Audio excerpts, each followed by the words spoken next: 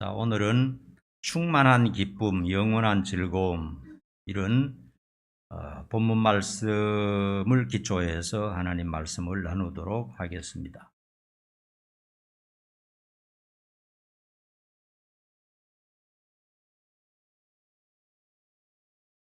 자, 앞으로 봐주시고, 사람이 행복하려면 세 가지가 꼭 필요합니다. 첫 번째는 자유가 있어야 됩니다. 제가 생각할 때 인생에 있어서 가장 중요한 것이 자유라고 생각합니다. 아무에게도 속박당하거나 공포나 두려움을 느끼지 않고 자유함을 누리는 것, 이것이야말로 인생다운 인생을 사는 것입니다. 자유를 속박당하는 것은 죽음과 같은 것이라 저는 그렇게 생각합니다. 자유가 없는 인생에 무슨 재미가 있겠습니까?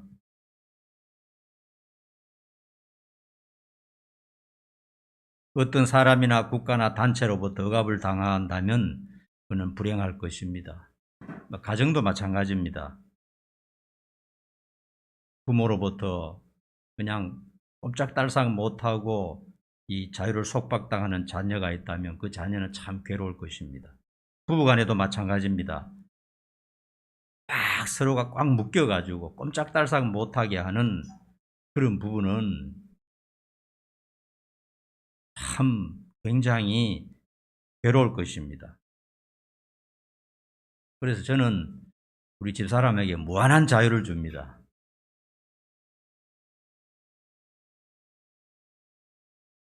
음식에 대한 투정이라든가 이런 거 절대 하지 않습니다. 해주면 먹고 안 해주면 그대로 감사하고 그냥 자유를 주는 것이죠. 왜냐하면 사람이 짧은 한평생 살 동안 뭔가 자유가 있어야지, 자유가 없는 삶은 그 지옥과 같은 것입니다. 그래, 자유가 있어야 행복할 수가 있어요. 요즘 제가 볼 때 그 독재자들이 망하도록 저는 계속 기도하고 있어요. 독재자들은 사람에게 자유를 빼앗아 버립니다. 자기의 욕망을 위해서. 그래서 러시아의 푸틴, 중국의 시진핑, 베네수엘라 대통령, 북한 김정은 같은 사람들 이렇게 사진을 보면 그 얼굴이 악마같이 생겼어요. 사람을 수십 명, 수백 명, 수천 명 죽이고도 눈 하나 깜짝하지 않을 그런 인생들입니다. 하나님이여 그런 독재자들, 살인자들을 제거해 주시옵소서. 저는 그렇게 기도하고 있어요. 그래서 그들의 최후가 어떻게 될지 저는 궁금한 눈으로 지금 바라보고 있습니다. 왜냐하면 성경을 읽어가다 보면 그런 자들이 비극적인 끝을 마치는 것을 성경은 분명하게 말해주고 있어요. 왜냐하면 하나님은 살아계시고 모든 인생들이 자유와 평화를 가지고 살 자유가 있는데 그 한 인간 때문에 얼마나 고통을 느끼며 괴로워하고 살고 있는지 모릅니다. 남의 자유를 빼앗는 그런 자들은 너무나 악한 사람들입니다. 그 다음에 사람이 행복하려면 마음이 편해야 됩니다.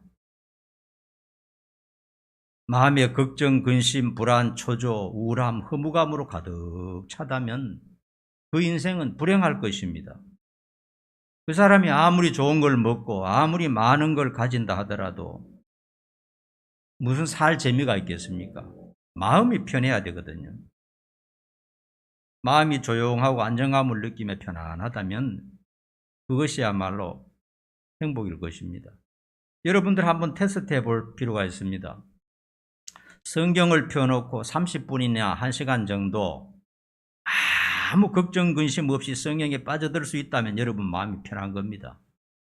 그러나 성경 읽는 중에 그걸 못 견뎌가지고 막 컴퓨터를 두드려 본다든지 핸드폰을 만진다든지 그러면 마음이 뭔가 불안한 거예요.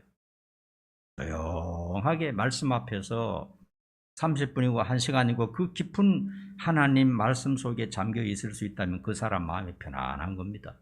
그 사람은 행복한 사람이에요. 그 다음에 적극적으로는 기쁨이 있어야 됩니다. 사람이 행복하려면 기뻐야 되잖아요.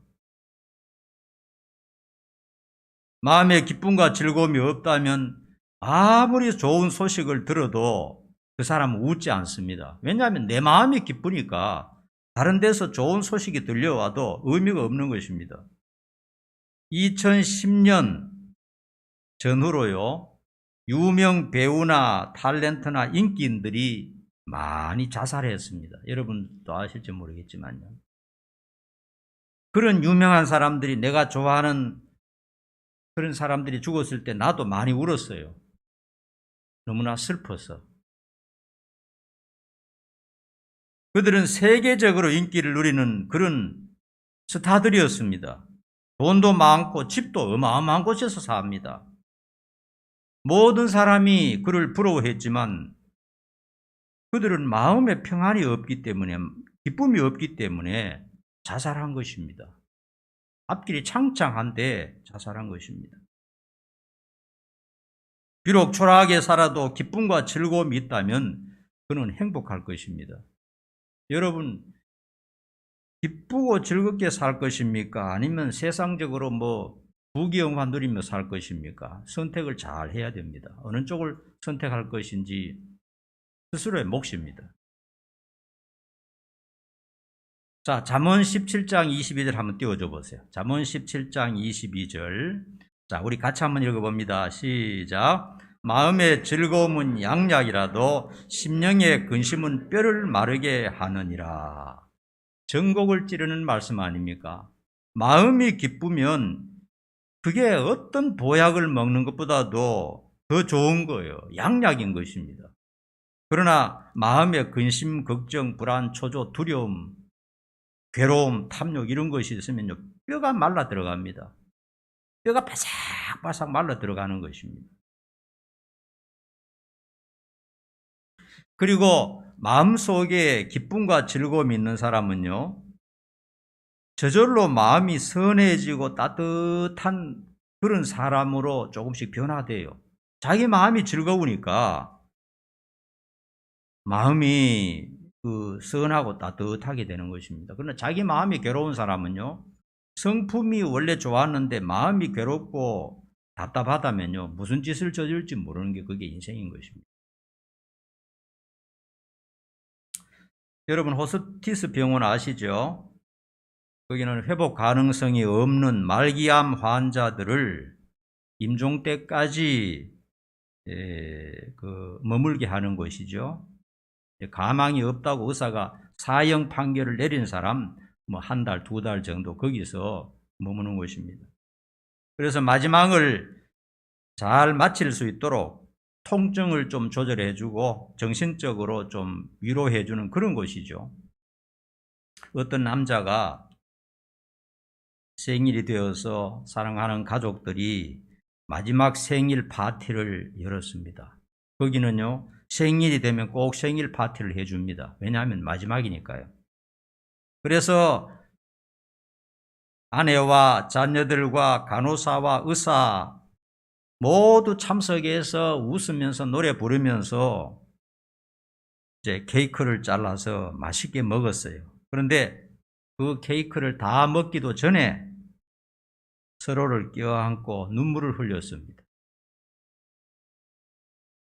왜 생일 파티를 하는 중에 서로 울었을까요? 왜 그랬을까요? 생일 파티는 좋잖아요. 맛있는 케이크도 먹고. 죽음이 그에게 성큼성큼 빠른 걸음으로 다가오고 있다는 것을 다 알기 때문입니다. 죽음이라는 놈이 다가오고 있다고 하는 걸 알기 때문에 맛있는 것을 먹어도 그걸 모르겠고 웃으면서 파티를 해도 즐겁지가 않아요. 그 남자만 그렇게 했습니까? 지금으로부터 한 20년 전에 이것이 인생이다 하는 그런 프로그램이 있었어요. 우리 권사님 아세요? 한 번도 못 봤어요? 집사님 모르고? 그런 프로그램이 이제 유튜브에 있어서 제가 이렇게 한번 봅니다. 거기 보면요, 기구한 운명의 인생들의 스토리가 나와요. 영화 같은 그런 얘기. 그런 얘기가 그 얘기 속에 나오는 것을 볼 수 있습니다. 자, 이 앞을 보고 설교를 잘 들어야지.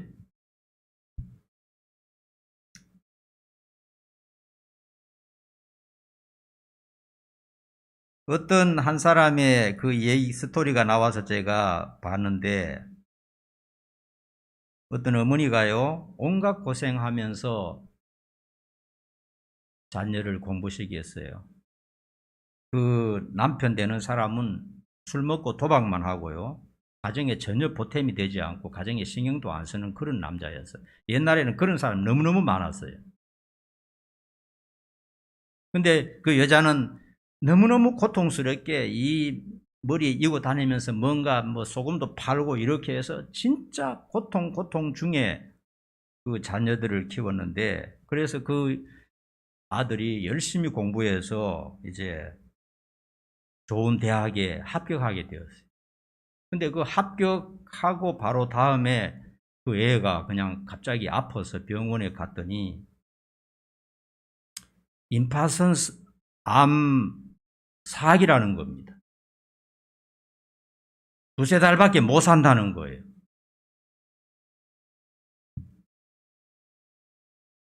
그러니까 그 엄마가 몸부림치며 우는데 저도 같이 따라 울었어요. 그 사연이 내가 지금 이렇게 얘기하니까 그렇지, 그 실제로 그 얘기를 보고 그 사람을 직접 보니까요, 견디지 못하게 서름이 복받치더라고요.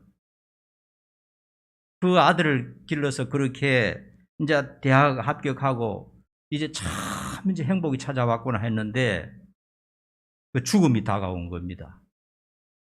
그리고 그 어머니는 10년, 20년이 지난 다음에도 그 자식을 가슴에 묻고 계속 울고 있어요.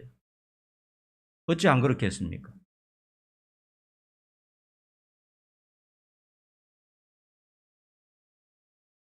모든 인생은 다 그와 같은 현실을 앞에 두고 있다 하는 것을 우리가 생각해야 됩니다. 당장 한두 달 만에 죽음은 오지 않을지 몰라도 우리는 다 같은 운명을 가지고 있습니다. 조금 시차가 있을 뿐입니다.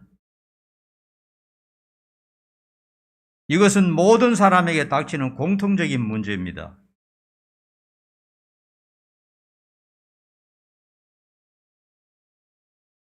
그래서 인생에게는요, 엄밀한 이 의미에서 진정한 기쁨이나 즐거움이 없다는 것입니다. 왜냐하면 죽음이라는 놈이 우리를 향해서 지금도 계속 다가오고 있습니다. 우리가 지금 일하고 즐거워하고 있는 순간에도 죽음은 멈추지 않고 계속 우리를 향해서 다가오고 있는 것입니다. 그래서 어느 날 덮쳐버립니다. 그것을 알기 때문에 진정한 의미에서 기쁨과 즐거움이 어디 있겠느냐 하는 겁니다. 끝이 죽음인데요, 멸망인데요. 자, 시편에도 한번 보십시다. 시편 49편 20절 한번 보십시다. 시편 49편 20절 다 같이 읽어봅니다. 시작. 존귀하나 깨닫지 못하는 사람은 멸망하는 짐승 같도다. 이 말은 무슨 말이냐 하면요, 사람은 하나님의 형상을 따라서 존귀하게 되었고 영원히 살 수 있는 길인데 그 길을 알지 못하는 사람은 짐승보다 나을 것이 없다 하는 그런 얘기입니다. 사람들에게 이런 말을 해서 참 죄송하죠. 짐승보다 나을 것이 없다는 겁니다. 성경은 분명하게 말하고 있습니다. 왜냐? 죽음이라는 놈이 다가오기 때문에, 죽음이 와서 덮쳐버리면 모든 걸 다 파괴시켜버리기 때문에 인간에게 뭐가 즐겁고 행복할 일이 뭐가 있겠느냐 하는 것입니다. 그래서 모든 인생에게는 불행이 반드시 찾아오고 그리고 피할 수 없는 것입니다. 인간의 궁극적인 목적이 행복인데, 여러분 열심히 일하고 공부하고 노력하고 결혼하는 이유도 행복을 얻으려고 그러는 것 아닙니까? 그죠? 링컨 대통령도 이렇게 말했습니다. 행복은 간절히 원하고 노력하는 사람에게만 찾아온다. 어느 정도 일리는 있어요. 하지만 그런 심리적인 것만으로는 안 되고 실제적인 인생의 문제가 해결되어야 한다는 것입니다. 죽음이 목전에 다가오고 있는데 이렇게 한번 자기 암시한다고 합시다. 나는 행복하다, 괜찮아, 나는 괜찮아, 죽음이 와도 괜찮아. 그렇게 말한다고 해서 뭐가 문제가 해결되느냐 하는 거예요. 나는 꼭 행복하고 싶다. 그렇게 외친다고 해도 그게 무슨 문제가 해결 안 되는데 무슨 의미가 있겠느냐 하는 거예요.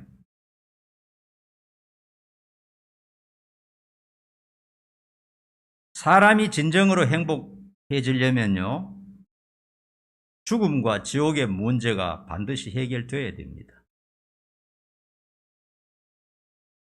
그 파괴적인 멸망을 해결하지 못하면 인생은 절대로 행복할 수가 없어요. 짐승보다 나을 게 하나도 없는 것입니다. 아무리 좋은 일을 하고 많은 것을 가진다 해도 죽음이 찾아오면 모든 게 물거품이 되어버리잖아요. 수백억을 가지고 있으면 뭐합니까? 죽음이 오면 그게 전부 다 물거품인데요.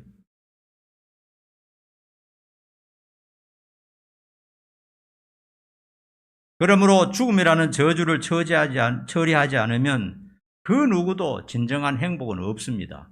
인생의 목적을 이룰 수가 없는 겁니다. 자기 암시적으로 나는 행복하게 살고 싶다, 나는 꿈을 가지고 아무리 한다 해도 그 고질적인 문제를 해결하지 않으면 그 문제가 해결이 안 되잖아요. 암 사기가 걸려 있다고 합시다. 나는 건강할 수 있어. 나는 건강하게. 아무리 외친다 할지라도 그 암을 고치지 못하면 그 암시가 무슨 의미가 있겠느냐 하는 거예요. 결국 암이 그 인생을 다 망가뜨려 버린다는 거죠. 여러분, 죽음이라는 것이 만만치 않잖아요. 인간에게 가장 두려운 것이 죽음이거든요. 실패도 두렵고 어려움도 두렵고 가정 파괴도 두렵고 폭력당하는 것도 두렵고 다 두렵지만은 진짜 두려운 것은 죽음이거든요. 그 죽음이 나를 향해서 쉬지 않고 계속 다가온다는 것을 아는데 케이크를 먹는다고 기쁘겠습니까? 돈을 번다고 기쁘겠습니까? 결국은 내가 망하고 끝나버리는데 그게 모든 인생에게 닥친 문제라는 것을 성경이 말하고 있는 것입니다.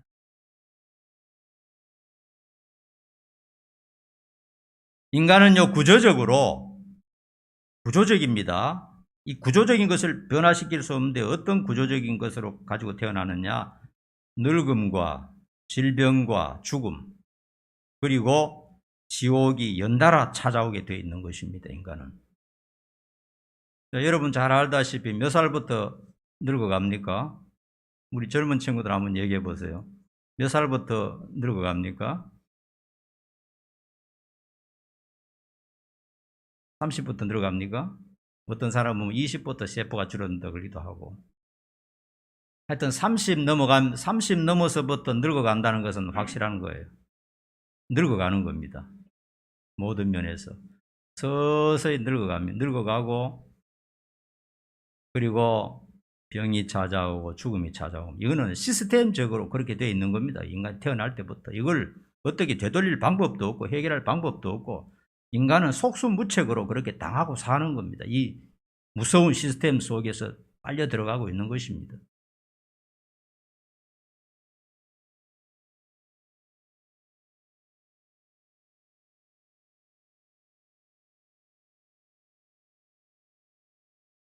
그런 것이 오면 내 모든 것을 송두리째 빼앗아갑니다. 나의 물질, 나의 꿈, 나의 사랑하는 가족들을 모두 다 빼앗아가 버립니다.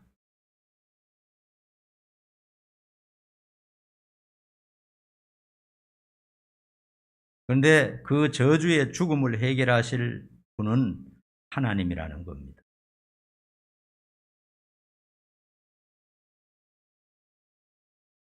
여러분 행복하지 않습니까? 자, 그 얘기를 이제 한번 해보십시다. 하나님만이 인간에게 닥친 죽음과 저주의 사슬을 끊을 수 있다. 우리는 이것을 다 알잖아요. 그죠? 다 배웠기 때문에, 하나님으로부터 배웠기 때문에 우리는 이것을 알고 있습니다. 그래서 저는 목사로서 신앙생활을 하다가 그만두고 다른 종교로 간다든지 신앙생활 그냥 그만두는 사람 보면 참 너무 안타깝게 생각돼요. 인생은 짧은데, 너무 짧은데 짧게 끝나면은 영원한 생명이 보장되는 길이 있는데 이 진리의 길에 들어섰다가 중도 탈락하는 거 너무나 안타까워요. 너무나 비참하고 너무나 슬프다 하는 생각을 하게 됩니다. 절대로 신앙을 잃으면 안 됩니다. 하나님 없는 인생에 무슨 소망이 있습니까? 하나님과 성경이 없다면 나는 생각해 볼 때 인간이 살 이유가 없는 겁니다. 뻔하잖아요. 뻔한 이유, 엄청난 저주가 앞에 있는데 더 살아야 할 이유가 뭐가 있습니까? 아무 의미도 없는 겁니다.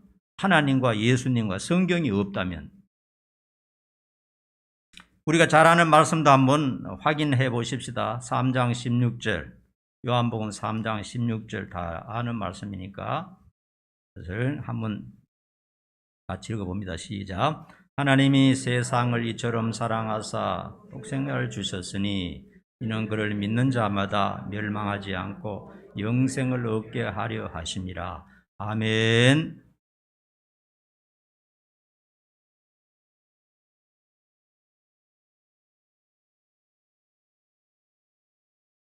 여러분 성경을 액면 그대로 믿습니까? 액면 그대로 믿어야 믿는 겁니다. 성경은 천지를 창조하신 유일한 신이신 하나님의 입으로 나온 말씀입니다. 그리고 특별히 요한복음 3장 16절은 하나님이신 예수님이 세상에 오셔서 자기 입으로 하신 말씀입니다. 누구든지 예수를 믿기만 하면 다른 것 요구하지 않습니다. 전 재산 팔아내라는 것도 아니고 뭐 인신제사 바치라는 것도 아니고 뭐 고행을 해야 된다는 것도 아니고 평생 남을 구제하며 살아야 되는 선한 일 해야 된다는 것도 아닙니다. 너무너무 쉽게 말씀하셨어요. 예수를 믿기만 하면 죽지 않고 영생을 누릴 수 있다는 겁니다. 이것만이 인생이 행복을 누릴 수 있는 길인 것입니다. 또 한 군데 봅시다. 요한복음 11장 25절 26절도 봅니다. 다 같이 시작. 예수께서 이르시되 나는 부활이요 생명이니 나를 믿는 자는 죽어도 살겠고 무릇 살아서 나를 믿는 자는 영원히 죽지 아니하니니 이것을 네가 믿느냐? 믿느냐 하는 퀘션에 예스 하는 사람은 다 해당됩니다. 믿느냐 예수님 물으셨잖아요. 요 말씀 요한복음 11장 25절 요것도 많은 설명이 필요하지만요. 쉽게 우리가 말하면요. 우리는 죽는다 하더라도 주님이 다시 살린다는 겁니다. 다시 부활하게 되고 그리고 영원히 죽지 않도록 하나님 나라에서 하나님과 함께 살 수 있도록 하신다 하는 것입니다. 자, 한번 물어봅니다. 여러분 예수님을 믿습니까? 믿으면 저 말씀을 그대로 믿어야 됩니다. 안 믿는 것이 죄입니다. 믿는 것이 죄가 아니에요. 예수님 뭐라고 말씀하셨습니까? 나에게 가까이 오는 자는 죄를 사하여 준다. 주님 말씀하셨어요. 믿는 것은 죄가 아닙니다. 안 믿는 것이 죄가 되는 겁니다.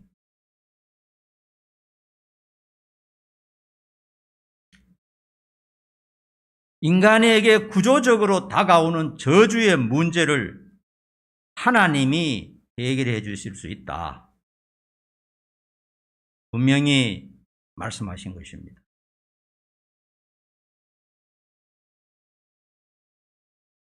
그래서 예수를 믿는 우리에게는요, 죄와 사망과 지옥의 저주를 영원히 해결받은 것입니다. 믿습니까? 얼마나 대단한 겁니까, 여러분?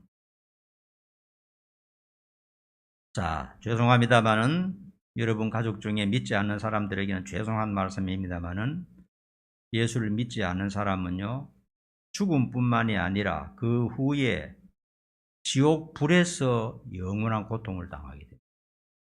지옥 불에서. 이 세상에 아무리 고통을 당한다 할지라도 그것보다 더 큰 고통은 없어요. 지옥 불보다 더 크지는 않습니다. 그러므로 믿지 않는 여러분 가족들이 있다면요, 꼭 기도하십시오. 기도하시면 하나님께서 언젠가는 구원해 주실 줄 믿습니다. 구원받아야 됩니다.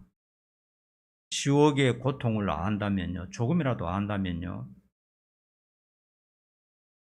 절대로 예수 안 믿고 못 견딥니다.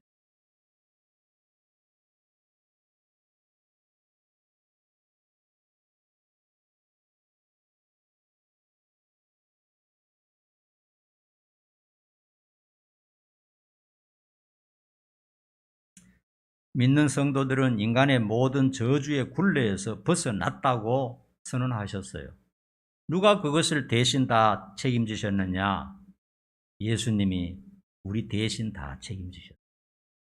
피투성이가 되도록 두들겨 맞고, 그 하나님이신 예수님이 뺨을 맞고 침뱉음 당하고 머리에 그냥 가시에 찔리고 온갖 모욕을 다 당하고 그래도 꼭 참았어요. 끝까지.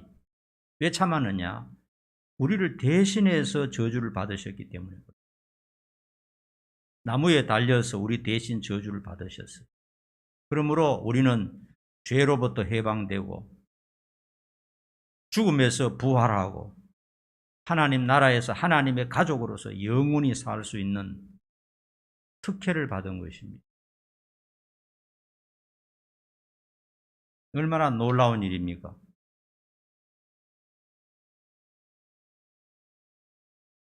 그렇기 때문에 인간의 고질적인 문제가 해결됐기 때문에 서두에서 말씀드린 우리는 자유합니다. 자유를 누릴 수 있어요. 마음의 평안함을 누릴 수 있습니다. 기쁨을 누릴 수 있습니다. 그렇죠? 죽음이라는 놈이 나한테 성큼성큼 다가오는데 케이크를 먹어야 그게 무슨 맛이 있겠습니까? 돈을 좀 모아야 그게 무슨 재미가 있겠습니까? 이 궁극적인 인간의 저주를 다 깨부시고 다 없애버렸기 때문에 이제 정말 우리는 자유합니다. 마음이 편합니다. 기쁩니다. 행복만 우리 앞에 기다리고 있어요.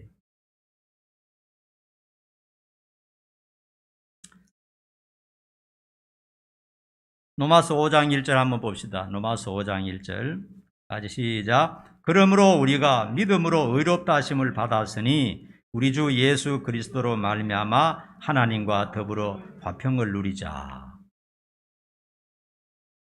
예수를 믿기만 하면 죽음에서 해방되고 지옥에서 해방되고 저주에서 해방되고 영원히 천사처럼 행복하게 사는 것이 보장이 되었습니다. 이건 너무 범위가 크니까 우리가 잘 와닿지 않죠, 그죠? 그러나 여러분 믿어야 됩니다, 이걸. 그렇기 때문에 로마서 5장 1절에서 하는 말씀이 뭐냐?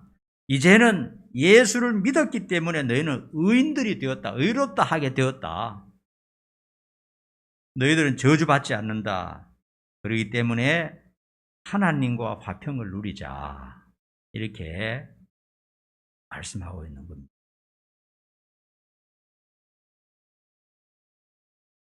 그런데 많은 성도들이 하나님과 화평을 누리지 못하고 하나님이 주신 행복을 실제적으로 누리지 못하고 살고 있다 하는 것이 사실입니다. 여러분 그렇죠? 공감되죠? 이론적으로는 알았어요. 나는 구원받았습니다. 나는 영생을 얻었습니다. 나는 하나님 나라에서 영원히 행복하게 살 것입니다. 우리가 믿음이 있기 때문에 이론적으로는 분명히 알았고 내 길은 열려 있습니다. 시온의 대로가 열려 있고 완벽합니다. 그런데 실제적으로 하루하루 삶 속에서 행복을 누리지 못하고 살고 있다 하는 것입니다. 우리가 세상 사람들과 다를 바 없이 그렇게 살고 있는 것은 사실입니다.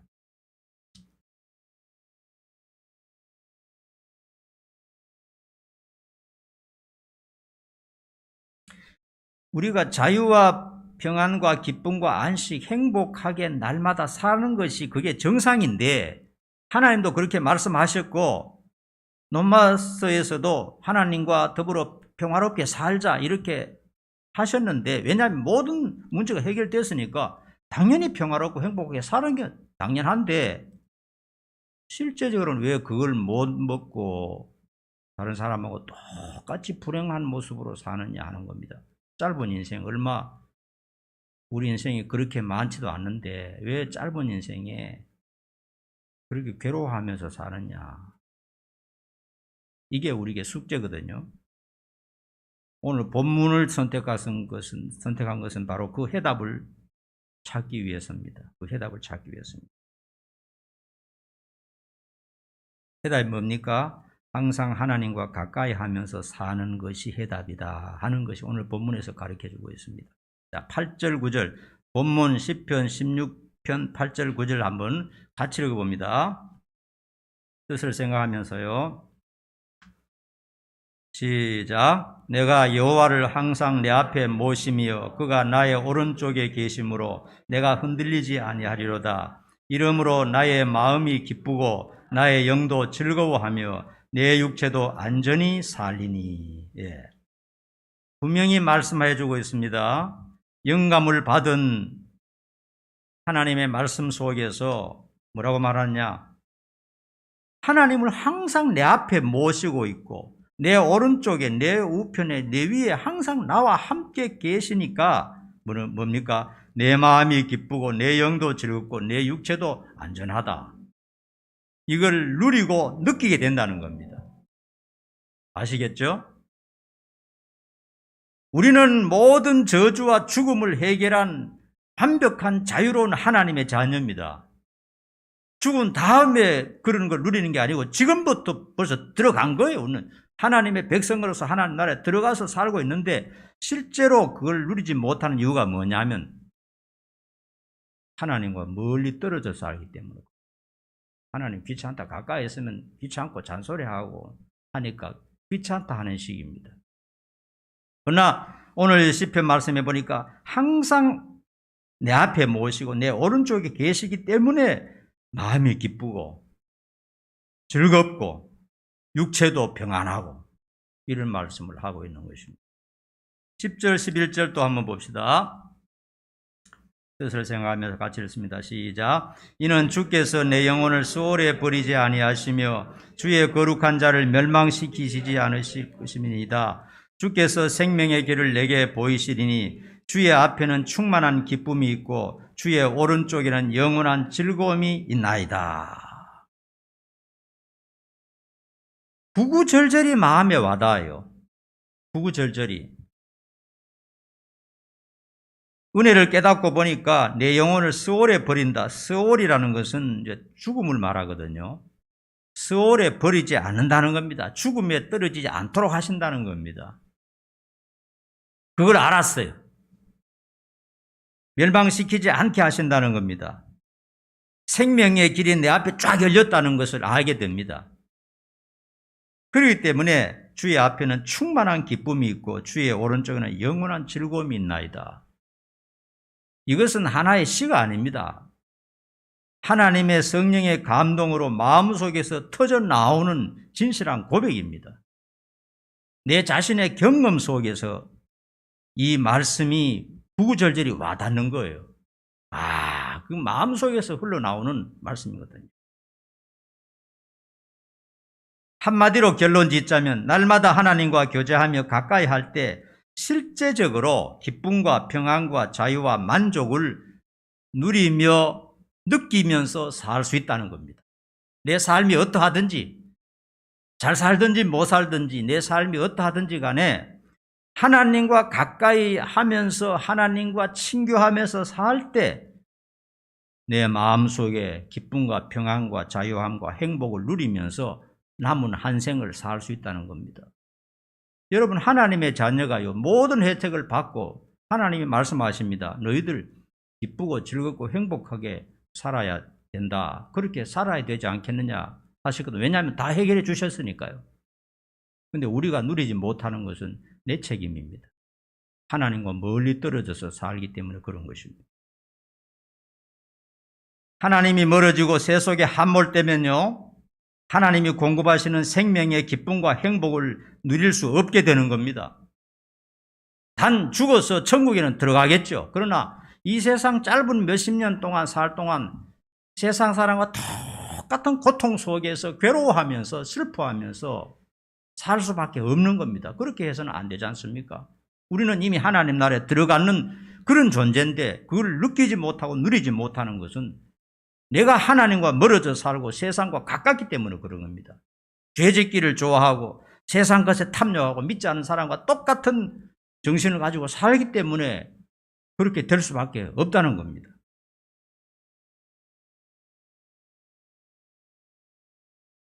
그러므로 여러분에게 늘 말씀드리지만요, 하나님과 가까이 할 수 있는 방법은 성경을 가까이 하는 수밖에 없어요.